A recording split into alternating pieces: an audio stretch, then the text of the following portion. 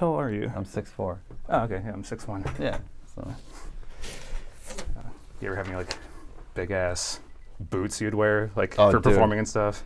Dude, Platforms. when I played with Scott Lucas last year for the Halloween show when we were in Nirvana, they made me wear Kiss boots that were like this thick, so I'd be towering over all of them, like how Chris Novoselic, I guess, was. And yeah, that sucked. Trying to jump up and down like when I'm used to like playing bass without like Kiss boots on. Yeah. Where'd you get those boots? He gave them to me. Oh, okay. It was like, I think they were Herbs. So they were like, they didn't really fit that well either. So they were like pretty small. So yeah, it was not great times, but that's what sucked. At least I didn't break an ankle or anything, so I didn't fall on those things, which would have been really bad. I think there's like a Doc Martin store on Milwaukee or something, right? I don't know. If There's one. All my my introduction to like alternative like scenes and things were my freshman year in high school. I made friends with like just a friend of a friend one day. Like I was a freshman, she was a sophomore. She was a lesbian that went to the public school. She had like violent pink hair, and she's a punk girl. And she's like, "I like you. Come, like, meet me at this place tomorrow, and we're gonna go to Clark and Belmont. Yeah, Clark and Belmont. If you dare." Yeah. So at the record store, she got me, or told me to buy the Anti-Flag Die for Your Government album. Okay. Went to the Army Surplus. Yeah, Belmont Army. Yeah. Got like Alley was right there. Manic Panic blue hair dye. The guy at the counter rolled his eyes and asked me like, "Do you listen to Blink 182?" And then went over to the alley and she picked out like this crushed velvet like black jacket that had like a flaming skull on the side decal. I was like 13 or 14. It was like, hey, you're a punk now. I was like, yeah, whatever you say. Cool, I have a friend. Where'd you grow up? North Shore. Like where? Wilmette. Okay. Mostly, yeah. I went to Loyola Academy. Okay. She was a New Trier girl. Okay, New Trier, yeah. We did some interviews there back in the day with like Griff. Remember Griff Morris? Or not Griff Morris, sorry. What was his last name? He was like a Killhanna fan like in high school, and he tech for us for a little bit. God, what's his last name? But he used to have a radio show up there. So we'd go up there and like do interviews with him. On the radio show? Yeah, on the radio show when he was in high school and stuff. We didn't give a fuck, man. We just went everywhere. We promoted no matter what. No gig too small, which is what brings you to my... Welcome to Let's Talk, Why Not? Hey, it doesn't stop, man. Never stops. So thanks for coming out. Let's do a few rapid fire here. Okay. Pick a number 1 to 100. 1 to 100? 41. Cubs or Sox? Cubs. Do you actually care about baseball? Not really, but going to games and stuff, like Cubs games are definitely more fun. And... I grew up going to Metro, so, Cubs was always right there, and I just like how they were the underdogs for so long. No. Yeah. Do you know Christopher Walken, like personally? No, like the actual. Yeah, no, I wish. I mean, everybody in Killhanna like worships that guy. Like he's definitely one of the actors we can all agree on that we love. Do you think that they really like SNL forced it too much in the later years after like Walken became like a living meme? I never really watched SNL after like probably Farley and Will Ferrell and all them. Like after that generation, I didn't really watch it that much until really this year when they started doing all the political stuff, and then it was like you had to watch it to see what they do. I'll pull up the YouTube clips on Sunday and Monday, but I can't really park down. Yeah, and watch it. Yeah, because they're still awful skits. Like it's still not great. But I mean, I grew up in the time of like Eddie Murphy, and that's when I was watching it, and like almost every skit was awesome on it. So. Yeah, Lorne Michaels always says that like, "Oh, you tell me who your favorite cast members were, and I could tell you how old you are." It's like, well, that's not a big trick. Everybody likes it the best when they're like junior high and high school. Exactly. Is it okay to put pineapple on pizza? No, I hate fruit on, like, any fruit on pizza or fruit in salads. I'm not even a fan of. I'm segregated that way. Fruits and vegetables separate but equal. Yeah, I don't. If somebody else wants to do it, that's fine. I just don't like that. Like heated fruit on, I'm just not into it. My go-to order, if I can get pizza from anywhere, I go to Chicago's Pizzeria, and I get half pepperoni bacon, half Hawaiian. See, like Chicago is what you get after like 2 a.m. when there's nothing else, and you go there by choice before 2 a.m. Yeah. Oh man. I like Chicago's. The thin crust. All right. Okay. I can't eat like that much cheese anymore with the. Yeah. Do you even like that's a thing Chicago's known for? Do you actually eat like what are the deep dish? Oh, deep dish. Yeah. I mean, Pequods. I try to get Pequods a couple times a year. I usually, like when friends come in from out of town that have never had deep dish pizza before, I bring them to Pequods, and that's when I'll eat pizza. Okay. Usually, I don't really eat pizza that often. I've been to Pequods once. Yeah. You didn't like it? It wasn't for lack of liking. It just like thick and it's heavy. I lived at Fullerton National at the time, so it was right around there. And then, but aside from that, like, it wasn't anything I remember like worth like making the trek. Okay. No. And but you think you're better than me? No. You want to go? Yeah. That one always gets people off guard. Here's an interesting one. How do you define friendship in the digital age with like the way people have like just friends on Facebook and like MySpace and Friendster before that? Like people are connected and can or can't talk and can more easily keep touch now than ever before. How do you describe friendship? I don't. If I'm friends with somebody just online, I wouldn't consider them a friend. That's just me because I grew up in a time without smartphones or social media or anything, and you were friends if you hung out and called each other. So, I'll say, hey, I know that person, but I don't know if we've had a deep discussion or even talked face to face. But I would never say like a friend if I was just friends with them online, or if I followed them. Sometimes you can feel. I understand why people feel that way. It's like sometimes you follow somebody on social media, a celebrity or whatever, and you feel like you know them. Mm-hmm. I would never say they're my friend, but you feel like you know them because like how much they share or don't share or whatever on social media. I've been listening to like the entire back catalog of Dan Harmon's Harmontown Podcast. He's got like 5 years cashed in there. Oh wow! So like, and my wife sent me like a macro or a meme or something of just like this dude like eating a bowl of cereal, looking like a big happy face, like this far away from the television set, and then it was captioned like something like hanging out with your best. The idea was like when you listen to podcasts too much and you think that like the hosts are your best friends. Yeah. So that whole idea. I can get it. I mean, you kind of, especially with podcasts, you get to know them pretty intimately more than you do even some of your own friends. Yeah. So I get it. Yeah. Do you ever watch Simpsons?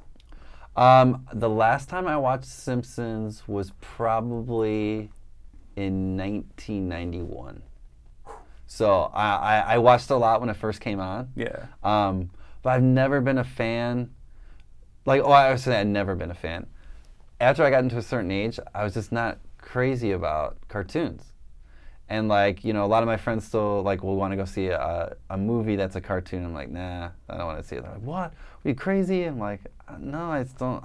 I'm not interested. And then, I'll cave and go see one or some animated thing, and I'm like, yeah, didn't like it. I'm like, I like, living motion picture. But I mean, a lot of those Disney movies and a lot of the animated movies, some of them are really well written and directed for, it's pretty remarkable what they can do. Just me personally, never been a fan. No. Yeah. So you never even saw South Park Bigger, Longer, and Uncut? I might have I watched South Park when it first came on because it was funny and everything. And when it's on, and if I'm in the room, I'll watch it and laugh. I'll totally laugh my ass off. I think it's hilarious. But it's just something I don't go out of my way for. Yeah, that movie was great. It was. I think I remember if they came out the same year, back-to-back summers. But American Pie and South Park movies came out, and that's what the end of the '90s really tipped the cinemas to carding for rated R movies. Yeah, true. Yeah. I love that first American Pie, man. It was so good. Yeah. Even the second one was okay, I think. Yeah. But I watched them up to the.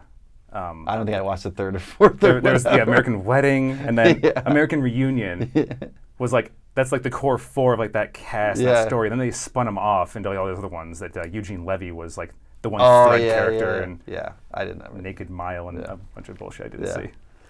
However, I do feel that kind of that genre isn't really made now. comedy in general, I feel like, is lacking in the motion picture world. It's a lot of cookie cutter stuff, and you know, every 10 years there seemed to be like a movie like American Pie that would capture like kind of a generation. Yeah. And I feel like the last one was super bad. You know, like Yeah, I felt definitely. like that captured the generation, but there hasn't been one since then. I don't They were think. kind of due for one. Yeah, Like, yeah. American Pie '99, Superbad was '07. So. Yeah, you know. So I feel like we are definitely due for one. Yeah, I see you like check into watching a lot of movies. Like on Facebook, you check in. So Yeah, that's my second love, man. Music's one, and you know, movies might have been even before music for me. You know, I would watch so many movies. I remember going to the video, you know, rental place growing up, and I get like 4 movies in a night when I was like, you know, 10 or 11, and just like go through them and just watch everything. So what I've seen, I set out this year to only watch movies I haven't seen before, to try to just force myself, because I have a huge a blank spot in the back catalog of movies. And growing up in high school and things, I would just watch like a handful of movies over and over again. So oh yeah, I mean, it's high school, man. You know, like Yeah. I watched Weird Science like 500 times, 16 Candles, Breakfast Club, like all the John Hughes movies, like watched like so many times. You know? like So- Breakfast Club, Princess Bride, Titanic is one of my favorite movies. That's a commitment, man. love Titanic, yeah. Watching that over and over. Like Almost Famous. Like Yeah, Almost good Famous music, is great. Yeah, based film. Cameron Crowe, I love Cameron Crowe, but not so much anymore. Like I've seen 80 movies so far this year That's that I good. haven't seen before, and then about 30 of 2017 releases. Okay, that's great. What, yeah, I mean, I tend to go see a movie a week, and I rarely watch a movie over again. And I found I watch more films in the theater now because I feel like when I watch them at home, I get distracted too much, and when you go to a theater, it's like you put your phone away and you just like lose yourself in there, and I think it's an amazing experience, and so that's what I like to do at least once a week. I love the theater experience, but like it's the people who are just there like, oh, I've got $15 to burn apparently. I'm just going to sit on my phone for half the time and talk. And See, I found the trick. I go on a weeknight at like 10:30 or 11, the latest show. No problems. even like- even in the first week of the run? Yep. Of it? Yeah, it's always the first week. I usually see a movie right when it comes out. That following like Tuesday, Monday or Tuesday or whatever, never a problem. You go late, you don't have those problems. So- Yeah, I do most enjoy it when it's just myself or a few other people in there. Yeah, but yeah. I screamed at a bunch of there was 6 teenagers together during Baby Driver, and they wouldn't shut up. All their phones were out, and then like they tried to talk some shit back to me, but like after they threw their little like fit back at me, they sat down and never talked again. Yeah. But like I'd never had that kind of George Costanza moment. Of like, You know you're old. You know you're old. When you yelled at somebody in the movie theater. summer, middle of the day. It was the first moment to the Roosevelt Theater down. Oh yeah, and Showplace Icon. Or yeah, that was the one. They were probably stoned and like needed Yeah. something to do. Yeah. Aside from that, it was a good movie. What are some of the movie highlights of the year for you? Oh, this year?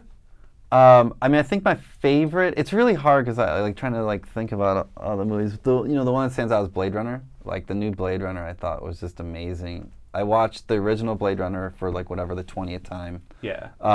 Right before I saw the second one, and just watching the second one and how they shared the story and the aesthetic, but like totally took it even further and made it better, and like kept the spirit and like the aesthetic of the first one was just so amazing. And especially like 30 years later, how they could do that was just, I thought was amazing. That director is so good too. He did Prisoners. Arrival. And Arrival. I loved Arrival. Arrival's beautiful. So yeah, Blade Runner. For comedies, I loved Ingrid Goes West. That was a good I thought one. that was an awesome one. That was like a really, like, just like kind of commenting on the times. Like it was very, very social, and a perfect capsule of the time frame we live in right now. They nailed Yeah. social media on that. Yeah. Like horror movies, if you want to Get Out was awesome. If you want to. Yeah, that's my number 2 movie of the year. For Yeah, definitely. And a movie that, you know, it seemed like an after-school special when you see all the previews and stuff, but it's actually a really good movie. It was Wonder. I haven't seen it yet. So Stephen Chbosky also wrote The Perks of Being a Wallflower. Love that book, love that movie. Yeah, he directed that. So he directed Wonder, which is why I went and saw it, because Matt and I from Kill Hannah became friends with him really early on in the Kill Hannah days, like right after he wrote Perks of Being a Wallflower in the late 90s. And we had some amazing nights out in New York with him. And so I always support everything he does. Yeah. I always keep like checking on the like Google or Wikipedia, see if there's any like news if he's like any closer to the idea of a Perks sequel. No, I think it's just stay there. He knows it too. He's not going to do a sequel. Just kind of I don't think he'd ever would. I don't think you just leave it the way it's supposed to be, you know? I loved, I think Perks was the first big exposure to Ezra Miller for me. I'd seen him before in like SVU. Same. Yeah, same. Yeah. Without realizing it was him. Like, go back and I see never it even saw SVU, but yeah, I mean, that was a breakout. Yeah. I mean, he's just amazing. It's too bad he was in Justice League, but you know, not in my top 10 of the year. Yeah, definitely not. Superhero movie though, what I liked a lot was Spider-Man. The new Spider-Man I thought was great. Homecoming? Okay. Yeah, so I liked it, and so like because of you're such a John Hughes fan, the moment when he was running through that backyard and doing the Bueller, I loved it until he ran through the house that was watching Ferris Bueller's Day Off, and on the TV was that exact moment. I hated that. Yeah, that's and that ruined it for me. Yeah, I didn't even pick up on that, I don't think. And I didn't really like it because, like, you know, the fact that, they threw it back to the 80s, but I just thought it was really well done. And I went in there thinking I was going to hate it. Like, I'm like, oh, dude, do we really need another Spider-Man movie? You know, like, in the last, 10 years, how many have come out? And I loved it. I thought it was great. Going into it, did you know that it was a reboot? Yeah, I mean, I knew it was another like, Spider-Man. It wasn't like the other 5. They were all like not storylines. Yeah. I knew that, but I had no idea that they were gonna like do the '80s thing. Yeah, no idea. The big thing with Marvel is like superhero movie plus this genre. Yeah, so like Winter Soldier was a espionage film, and then Ant-Man is a heist. Yeah, so this one's I hated the new Thor. Oh, because why? It was just like I felt like they were trying to make it another Guardians of the Galaxy. It's like, let's do, let's make it a comedy, and then let's throw like classic songs in there, and and it was just like the '80s version of like Guardians of the Galaxy. I think they overplayed their hand with Zeppelin. They shouldn't have pulled out Immigrant's song in the opening. They should have definitely just kept it for that finale scene. Yeah, I mean. And then also, I was super worried about the opening. It was so shtick and hammy when he was like in that chain and the guy. Yeah. I'm familiar with Taika Waititi. Like I've seen Hunt for the Wilder People and What We Do in the Shadows, but like I got really nervous in that first 10 minutes. Like, is this gonna be the whole movie? Like so over the top. Yeah. They pulled it back a little, but it was very comedy heavy. Yeah. It's like and Thor was always my least favorite. Of all the Avengers or whatever. So. Did you read the comics? Huh? Did you read the comics? No, I don't read the comics. Yeah. So, but I like just as far as like movie goes. But I wish there would be more like the teen movies we're talking about. I wish more films like that, like coming of age stories. I've always been really close to my heart, and I love them. Yeah, I've got some concepts, treatments, and some like half-written screenplays of my own that take place in like high school era and kind of things. It's hard to sell now because no one's going to see them and they're not getting made. It's like unless it's based on a book or if it has already an audience, the studios don't want to touch it. Yeah, and now that Fox might be being purchased by Disney to create like this super conglomerate. Oh god, it's like they're only going to make movies that cost over like 150 million, or what's considered indie now is under 10 million. Well, and the market research that goes into those movies beyond just like the writing and the directing and everything, it's like, it kind of takes away from like the heart and the reason why a lot of directors make their movies in the first place. Yeah, it's all like a formula of you need to include this and that. And it's not just the story they want to fucking tell. Like, I went to the Chicago International Film Festival and caught 3 billboards outside of Missouri. I just saw that. Yeah, it's great. Beautiful. Yeah, great. I think it's in my top 5. Yeah. And then back to comedies, The Big Sick, not marketed as a comedy, but not only the funniest movie of this year, in my opinion, but the funniest movie I've seen in years. I liked it. I did see it. I liked it. I didn't love it. I liked, you know, Ingrid Goes West just like resonated more with me. But I mean, it was good. Yeah. You know, it's I wouldn't even.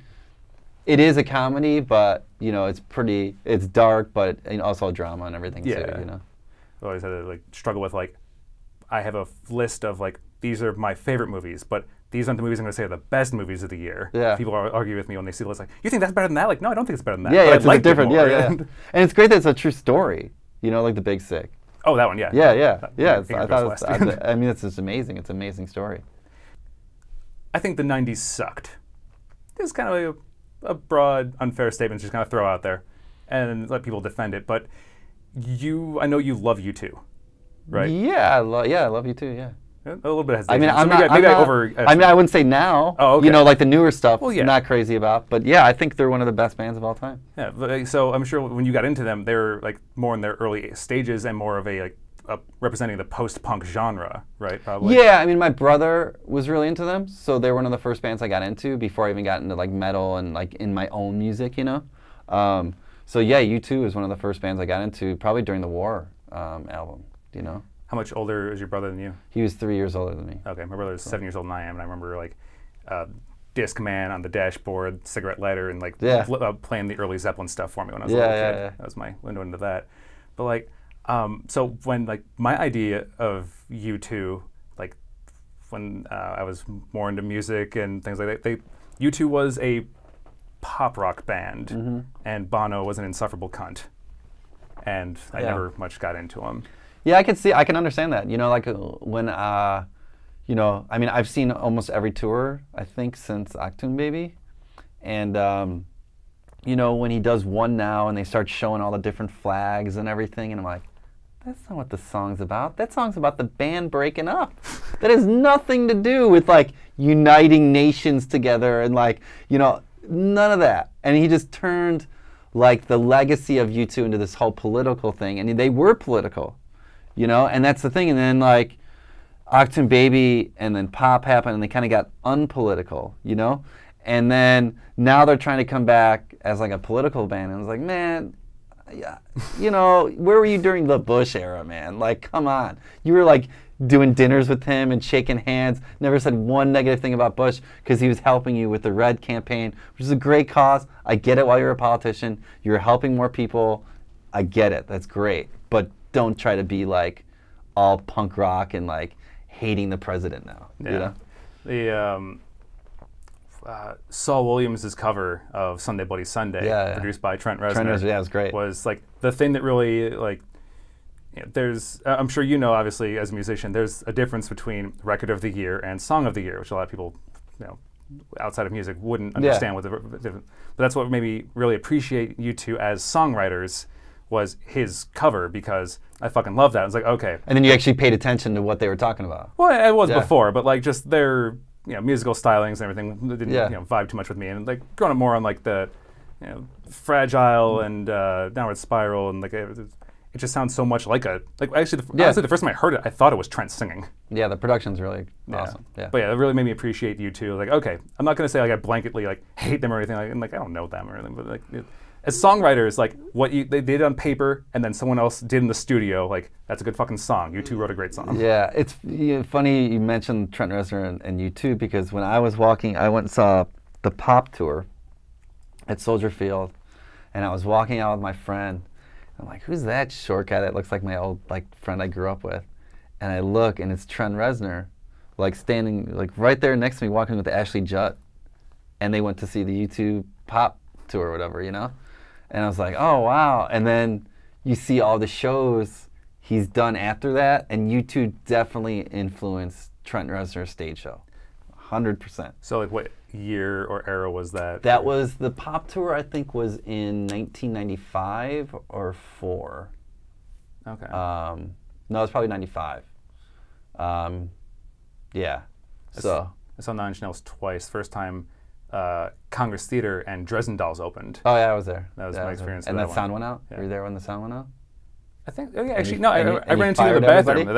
Did you go both nights? I only went one of the nights, I think, but yeah. And so that was I was notorious because like they just got this brand new digital console, and the whole thing went out, and then Trent had to go off stage and like hang out for like 5 minutes and come back. And I guess I heard he fired everybody that night because you know how much of a perfectionist he is. So and rightfully so. Yeah, I remember of the most memorable time of a band fucking up on stage, and you know they messed up with like equipment failure. Shiny Toy Guns at Beat Kitchen, all their playback system went out. And so like, instead of like, it was maybe 20, 30 seconds max dead air until like Chad turned around and just like started, I mean, not acoustic because it's an electric guitar, but like without the amp playing, they started doing Rocket. Like just a slow, and then the crowd starts singing along while everyone else is back there scrambling, fixing things. And it was a beautiful moment of like everybody's doing a quiet rendition of Rocket together. I've seen a lot of tragic Shiny Toy Gun shows. Yeah, you guys tour together, so yeah, we tour together all the time. So we both saw each other, you know, screw up and fuck up all the time. You know, we're no angels either. Yeah, I followed. I mean, in Violet Winter, a band I had for a little while. We actually just brought an iMac with us, like on stage. Like we didn't have any more like advanced things, or like it was just like we ran Pro Tools live on the iMac as our playback system. You're dating yourself. We actually never had a problem with it. We weren't together that long. Yeah. I mean, you find a way. You know, I mean, when Kill Hannah first started, we were using DAT tapes, DAT tapes, and we'd have one channel for the click and one channel for the audio and like all the whatever, you know, like the drum loops and synths and all the stuff we put on. Yeah. The thing that got us into that idea, kind of bridged us into that, was when No Fate, another early band, was recording with Garrett in his basement. We did 3 tracks with him, and we were just kind of like, you know, between sessions or whatever, just kind of like, how do you guys do this and what's that? And he was like, oh yeah, it's just, you know, it's like some notes and stuff. Like Garrett ran it all, man. He made all the tapes, and he's a super nice guy. Oh yeah, he's awesome. I actually followed you guys for 3 dates on that Kill Hannah, Shiny Toy Guns Clear Static tour. Oh yeah, that was Chicago, Milwaukee, Madison. That's still one of the funnest tours we were on, I think. I mean, because we were all like, it was just all friends, and we all loved each other's music, and it was just like, you know, it was a good time. I embarrassed myself so hard when I met Kara in Madison. I was so hammered. Like I was like I had a buddy. It was like a cig at the college there, and he took us to some bar, and we drank a bunch of fish bowls. And then like I saw her, I was like, I just wanted to say like, your band is great and you're fantastic. And she was like, almost like looking for exits. Like I need to get away from her. Like, she's like, well, she's straight edge too, so she's like, oh god. I didn't know that at the time. Like it was like a week later I found out about that. I was like, oh, that was very awkward. Like I offered to get her a drink or anything, but. So I met Amanda Palmer at that Congress. Not met her, just saw her and said hi real quick. Oh, at the Dresden Dolls thing? Yeah, that show. And I swear she was like this far away from just kind of patting me on the head, being like, you're sweet, go away. Hey, she knows how to handle her fans better than anybody, man. Nice one. She's got all of them in the palm of her hand. And X and I, after that, like that era, we went as Brian and Amanda for Halloween. Oh, really? Yeah. Awesome. I couldn't find a bowler hat big enough to fit my big ass head. And now a quick moment from our sponsor, me. Greetings! Hitting the skins? Facebook stalking. Who? A young lady named Hannah. If a cyclist runs through a red light, they deserve to get hit by a car. I study numerology. 30 is important. That's wrong. You're wrong. Well, I had to get out of there. I mean, he's cleaning my entire place and he starts mixing ammonia with bleach. You think the Taylor Kanye Swift thing was staged? You're naive if you think it wasn't. Do you have any regrets? I was kicked out of the second city for my political views. We are so #blessed to live in Chicago. The Music Box is hosting a Q&A sesh with Billy Zane following a screening of Titanic. Did you just connect Katy Perry to 9/11? Hawaiian pizza is bae. The second best revenge is a brick to the back of the head. This town isn't friendly enough. I don't even use voicemail anymore. I just let it fill up so no one can leave me any. I like to think about everyone I went to high school and college with, and they have homes and mortgages and kids, and then toast to how much more awesome my life is by comparison.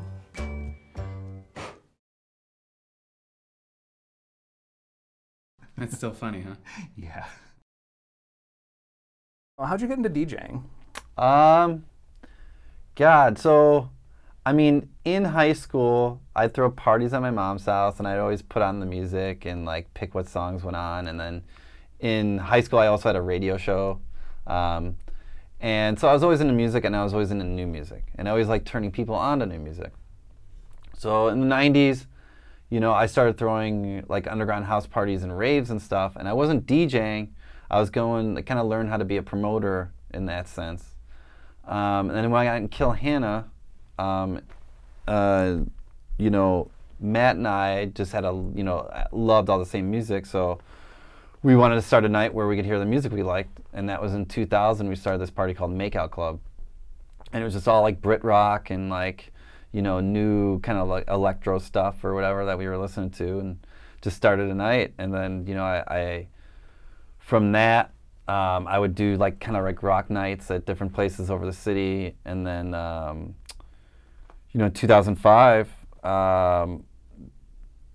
Mark Gertz and Miguel Martin, they started this night called Darkwave Disco, and they wanted me to be like kind of like the guy that started off the night playing all cool rock music like I did at all my nights. I'm like, yeah, awesome, So I started doing that, and then I started getting into, I was always into electronic music too, just coming from the raves and everything. So, and that was at the time where everything kind of started meshing together. You had bands like Fisher Spooner.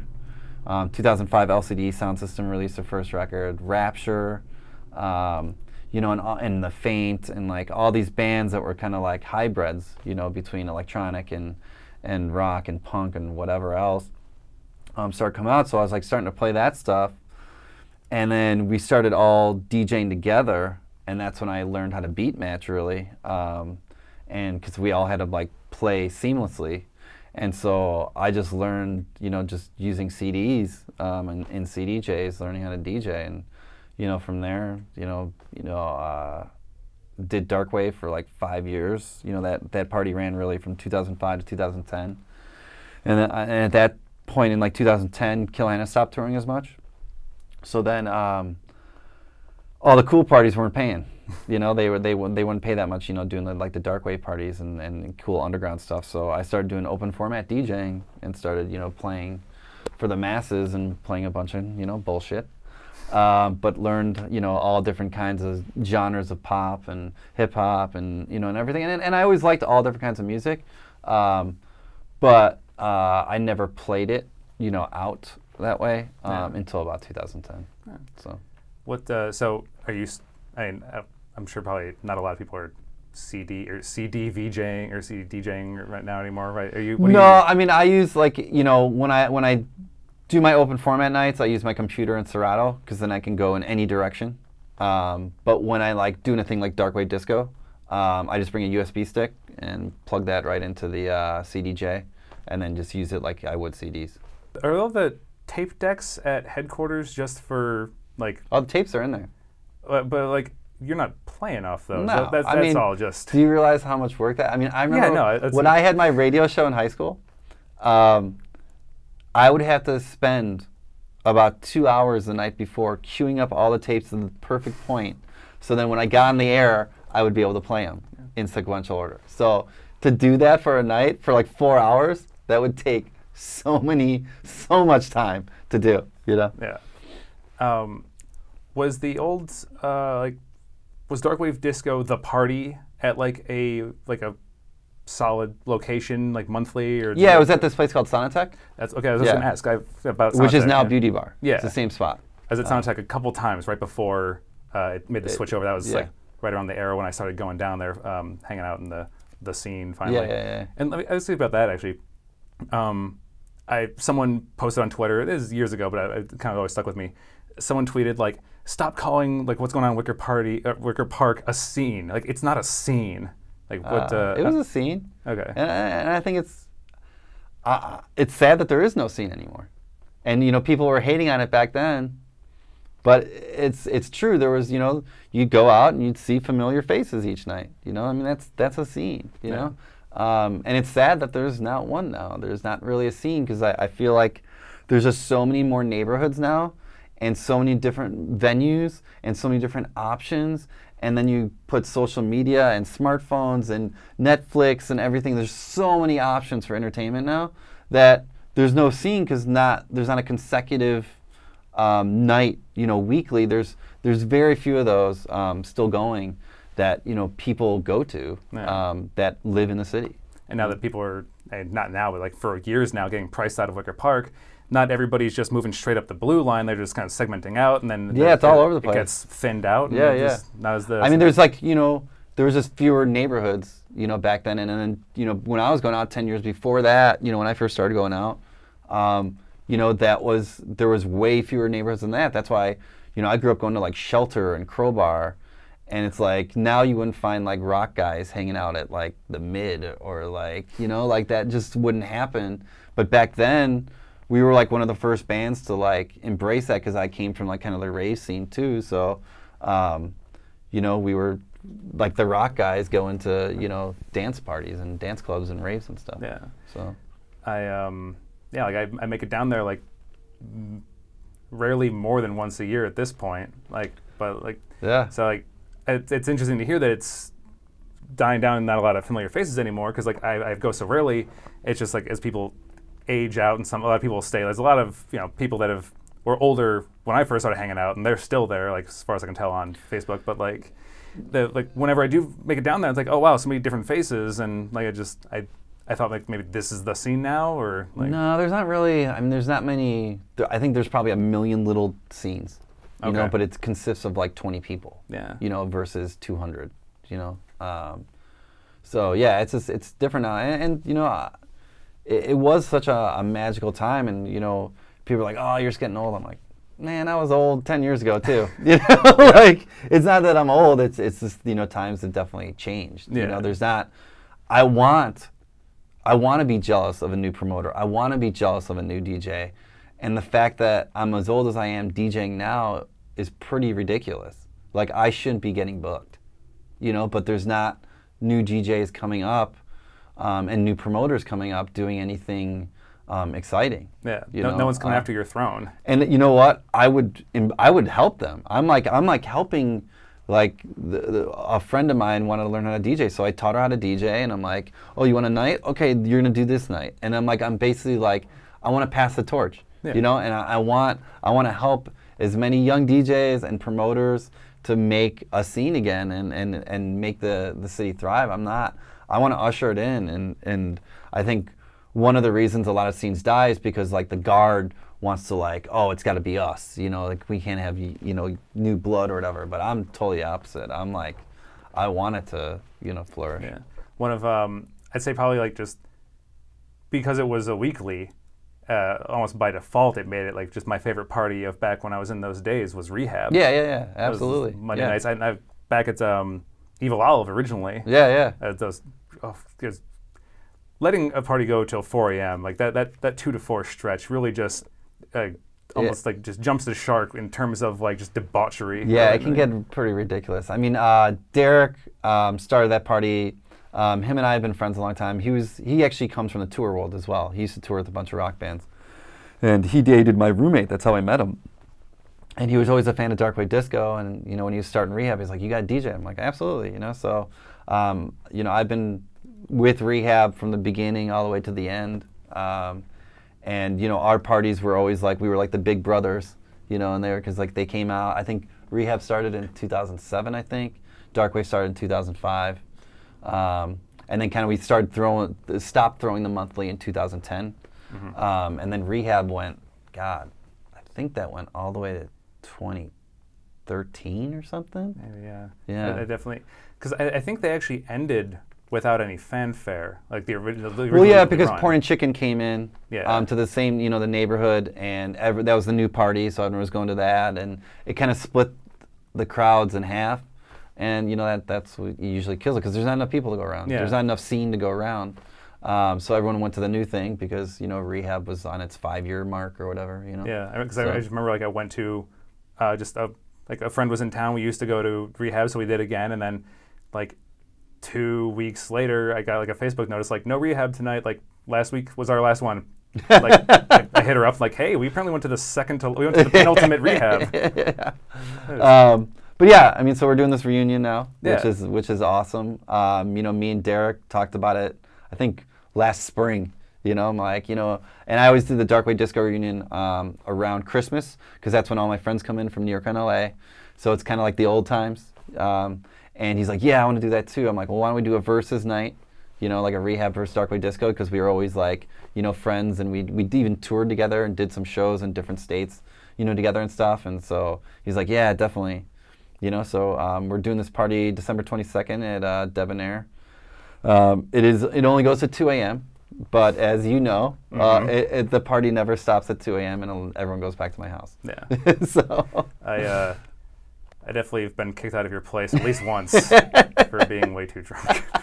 Well, it wasn't me doing it. It was probably my friends. Yeah. I mean, that's the greatest thing about my house is everyone, I'm friends with, you know, a lot of people that are there. And so everyone kind of like looks after my place. Yeah. So everyone's like, oh, are you worried about, you know, stuff getting stolen? And I'm like, yes and no. But it's like I have a lot of friends that, you know, love me and I love them, and they look out for my place, you know. So and it's like, I'm not like, I don't do it to make money. I do it because I like doing it. I like, you know, throwing a party. I like bringing different groups of people together, and, you know, all like having fun to music together. I mean, music's always been the backbone of everything. And when Debonair is always like just too loud, like those Darkwave Disco nights, like that's your places where I actually like finally get to talk to everybody. Yeah, like, exactly. Mingle and I mean, and it does bring a lot of people, you know, together. I mean, that's kind of, you know, Kill Hannah shows I always felt were the social network or the social media before social media, because you would have like-minded people come together and then they'd actually talk in person, which I think is amazing. Yeah. So, you know, my house is like no different, you know. Yeah. Bit of a sad subject, but also just talking about your house. Didn't you recently lose a cat? I lost 2 cats. 2? Yeah. So, and they were, it's funny, you know, all the animals I had, well, not all, but the ones in that apartment always came from roommates that moved in with an animal, or they brought an animal in, and then they had to move out, and they couldn't bring the cat to where they were moving to, so then it became my cat. And then, you know, then another roommate moved out and couldn't do it, so then I kept his cat. So, yeah, I had 2 cats. They were awesome. You know, it's like, everyone's like, are you going to get a new cat? I'm like, no, because I feel like animals find a way to adopt you. Like, you'll know, you just won't have a choice. Yeah. And then, you know, then you have like, because even growing up, I grew up with 2 cats that were like wild cats that just started hanging around our house, and then they became our cats, you know. So that's kind of like my philosophy now. If something happens where, you know, a new pet falls in my lap, or like they find a way in your life when you need it. Yeah. You know, so we'll see how big of a sucker you are after we wrap up here, because we currently have a foster cat that my wife and I went up to Michigan and rescued, because I saw it wandering around some woods around my dad's place, and went up there, covered my hands in wet cat food, and for an hour just kind of like crawling around, like meowing, like because I'd seen it the day before, went back to Chicago, got her, came back, looked for the cat, and like got it to come up and trust us, and we put it in the crate, and we've had it here for 2 weeks now. It's an female orange tabby. We call her Crookshanks because we're Harry Potter nerds, and that's a reference. But I'll introduce you to her. She needs a home. Okay. All right. Well, I mean, I'm definitely not in the market for looking for a cat, but I stopped like hanging around like the Wicker Park scene so much, or kind of around like 2012-ish was about when I started to kind of phase out, and I think a thing around there, like, I don't know how soon or how old dubstep is, but that was really around the time when dubstep really started to make planting its flag in the scene stuff, and I fucking hate dubstep. Yeah, I was never into it either, and I just like, I come more from house music. That was my first introduction to really electronic music, was house music, so I've always been more into that, and dubstep to me just sounds like Transformers, you know? Yeah. Like, just not into it. But, you know, to each their own, you know? I mean, like, it's, you know, I understand the production value, and like some of what those guys were doing was innovative, you know, the first ones and stuff. But I just don't even know how you dance to it. So people like freezing and waiting for the drop, and I was at Cobra once for something, and I was standing to the side of the stage with Heaven Malone, and there was either dubstep or trap or something going on, and I just leaned over to him and was like, "What are the words to this song?" Being a dick. Yeah. But what is the like, when I think of Darkwave Disco, aside from the parties, but like music wise, I think the Bull with Butterfly Wings. Oh, the Zero, the La Castlevania remix, like. Okay, that was just gonna ask, because like I I didn't know what that was, where it's from. Like if it was something you guys like originally made, or if it's No, the Castlevania did he did a re-edit of it called Zero. Okay. And that was like, that was one of the tracks we played. But yeah, I mean, we always played it because it's Chicago, like Smashing Pumpkins, and and he did a great job with that. It was awesome. Yeah, that's. I always wait for it every night because I think like it's not going to be like the party unless they drop that in there. Yeah. I love that moment. We'll definitely play that one on the 22nd. Didn't Kill Hannah play with Billy? Yeah. I mean, we toured with Smashing Pumpkins, I think in 2012 or 2011, or maybe it was 2010. I don't know. But during that time period, we toured with them, and it was awesome. All the other, it was just Billy. It wasn't, Jimmy or Jimmy wasn't even in the band then. So it was all the new Pumpkins, but we got along with them great, and they were all like super cool. And Billy, and Kill Hannah have been friends since probably about 2000. We did this Smashing Pumpkins tribute show that he was at, and saw us play, and Matt and him kind of became friends, and then there's actually 4 tracks somewhere out there of Billy singing Kill Hannah songs. He was trying to redo 10 More Minutes with You, I think Kennedy maybe, and one other song, and like they met and him redid the demos on 4-track, and Billy was singing them.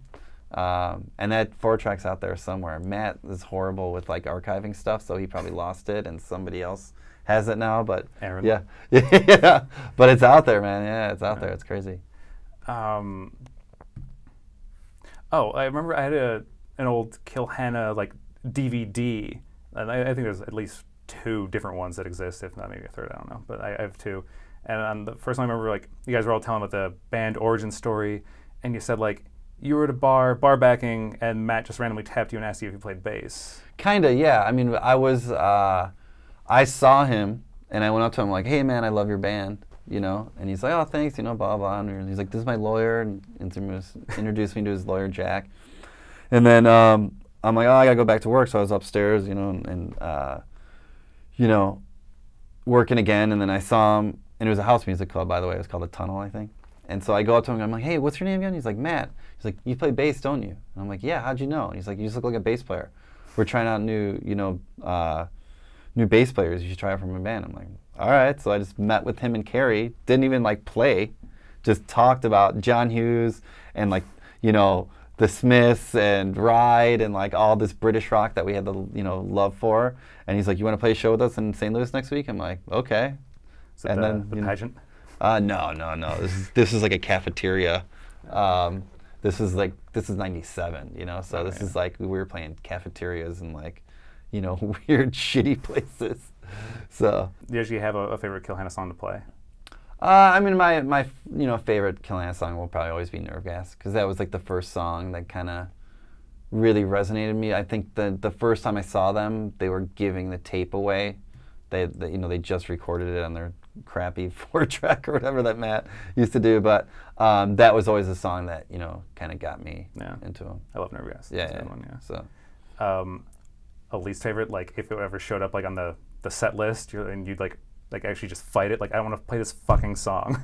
Well, Sick Boy was always the notorious band hated, like all of us hated that song. Crazy Angels definitely in the runner-up, but I mean I feel like a lot of the songs on Wake Up to Sleepers, I was just like I felt like that record we just made it too fast, and kind of like just recorded it way too fast, and it was kind of like we just had to deliver this thing, so it was like whatever songs Matt had that were the most developed, that's what went on the record. 'Cause you were on Roadrunner at that time, right? Kinda, no. We were on the Roadrunner in the UK, but Atlantic dropped us, so then we got this offer from Original Signal, this record label, indie, that was under Universal, and they're like, "If you can deliver an album in 30 days, we'll put it out." And we're like, okay, so we literally delivered an album in 30 days. Shit. Or it might have been 6 weeks or something, but it was really fast. And I just feel like that record, the songs didn't flush out. We couldn't say no to a lot of the songs. And, to me, a lot of the songs, like, I didn't like them really, a lot of them, you know, but we just had to put a record out. So It wasn't I think wasn't Billy supposed to play the solo on Strobe Lights or something on that? I don't know. Matt was like, I mean, we were like talking to a bunch of different, because we were like, oh, let's get some guest people on here, blah blah. And yeah, I don't know.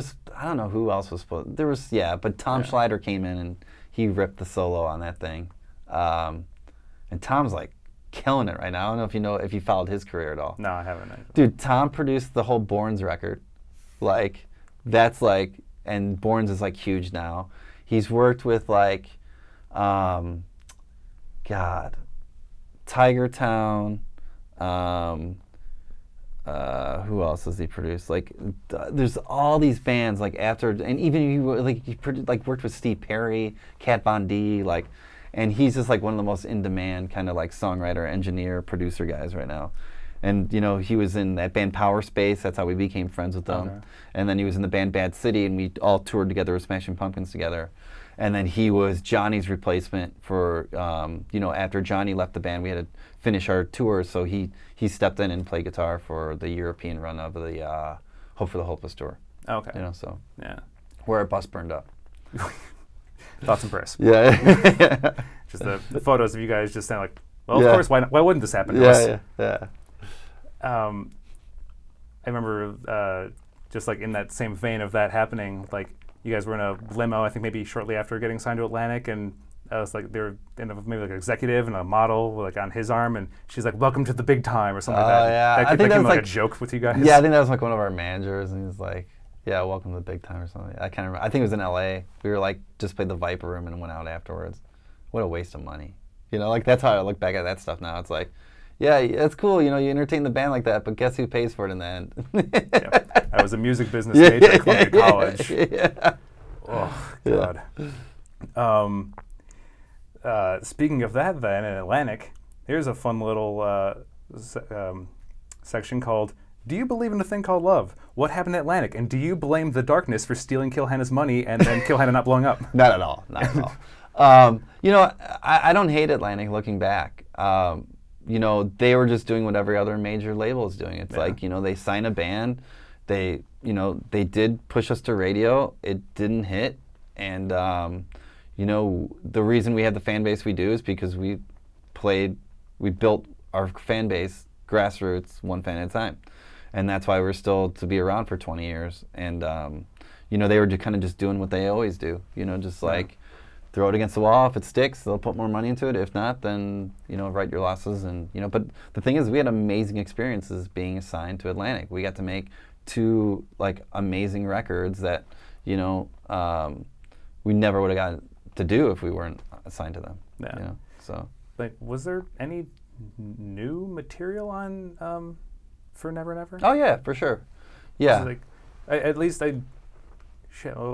It was like half and half. Like there were some demos. I would say like there was probably like 3 or 4 newer songs that nobody ever heard before. They might have heard them live. Okay, I was but gonna say, because if you think about it, we didn't release anything from the Kennedy single to like officially where we pressed it. Yeah. From the Kennedy single up to For Never Never. Okay, because I had like the like something that it's called like the unreleased cuts or something, and it was like 7 tracks, and like Welcome to Chicago Motherfucker was on there. Yeah, well that was on the Kennedy single too. Okay, that was Is that but you're probably the Boys and Girls and like you know those songs were on that demo. And I Wanna Be a Kennedy. Yeah. So long title version. Yeah. Do you think Kennedy was the right single to try to lead off with? Absolutely. Yeah. I thought that was great. It's a great song, still a great song. And then no music video because our manager. Yeah, I mean, you learn a lot of things, you know, like, you know, coming up and any advice for a newer band is like, do as much as you can. Don't rely on a manager for anything. Like, they should only be coming in when it gets too much for you. And anything artistic, definitely always have your hands in that. Don't let anyone else make choices for you. They can make, you know, help you and give you input, but really the decisions should be yours as an artist. Do you have any like crazy tour experience stories that like you'll just like remember for the rest of your life? Like, Well, the worst days of tour were, the bus burning up in the Swiss Alps, where we're all laughing and it's like hilarious, and then everything getting stolen and we don't even have a vehicle to go to the gig, and like all of our stuff is gone. That happened too, So outside of like epic fail moments, is there anything you think like this is so like mayhem right now, like some like late night in the sunrise party, like this is like a scene out of a movie? Oh yeah, there was a lot of those. I mean, that's one of the best parts about being in a band. You just get into situations that you would never be in otherwise, And it's really hard to appreciate those moments when you're in them, because you're always wanting the next thing. But looking back, we had so many great times. I mean, I remember after one of our shows with Shiny Toy Guns, I think we played Ventura, and one of our fans was having a party on the beach. And so I'm like, Matt, we got to go to this. This is going to be like 90210 shit, And so we go to this party that's like right on the beach in this like mansion on the beach. This kid, it was like his 21st birthday, I think, or something. And they had a keg there. And I'm like, Matt, you ever done a keg stand? He's like, no. And I'm like, all right, let's do it. Because, Matt was getting beat up in high school and stuff. So he was like, never, like not going to parties with kegs. Like Forest Academy. So So, yeah, Matt got his first, did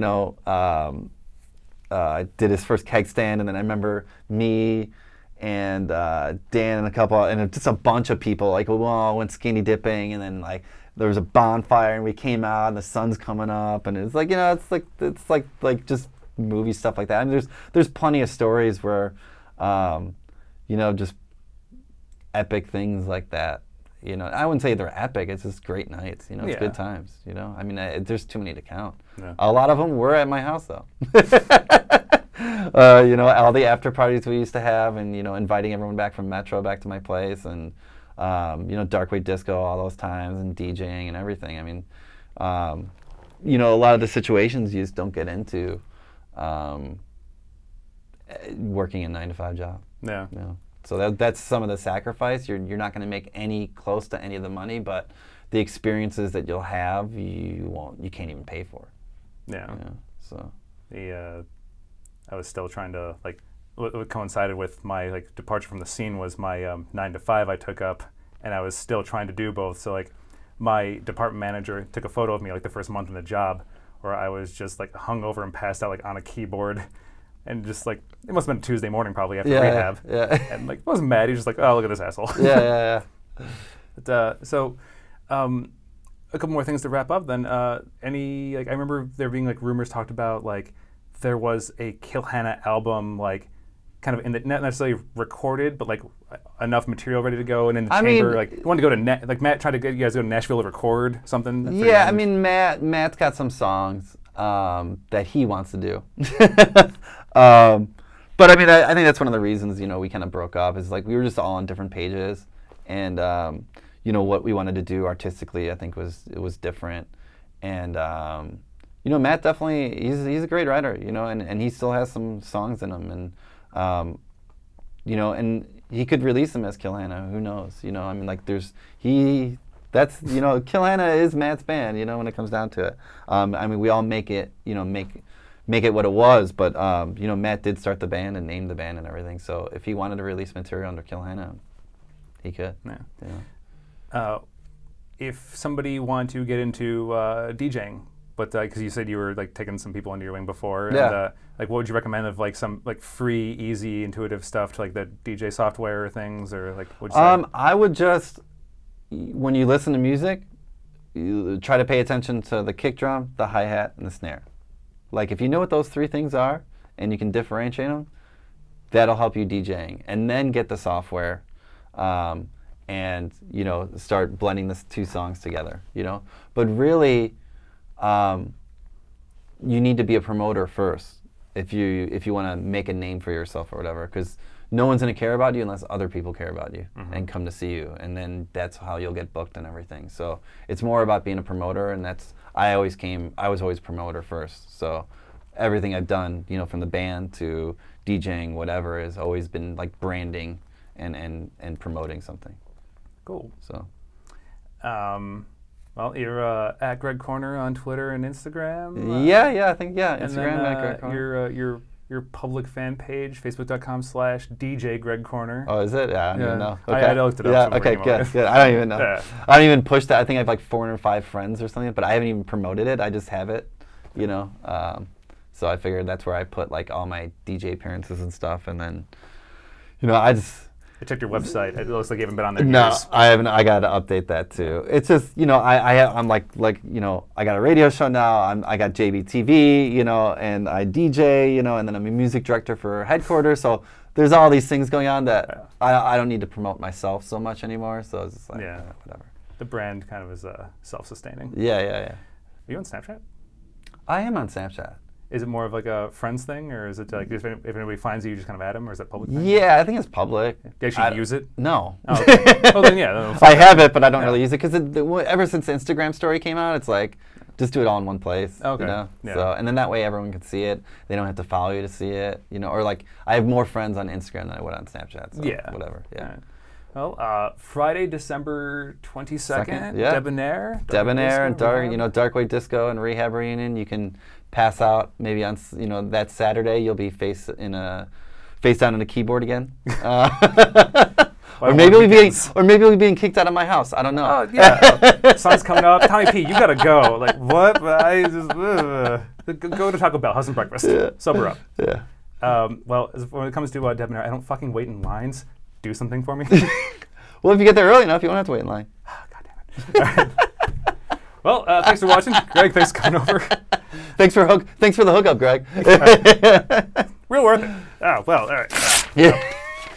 In my father's words, when he would make home videos of us as kids, I can't find the fade button.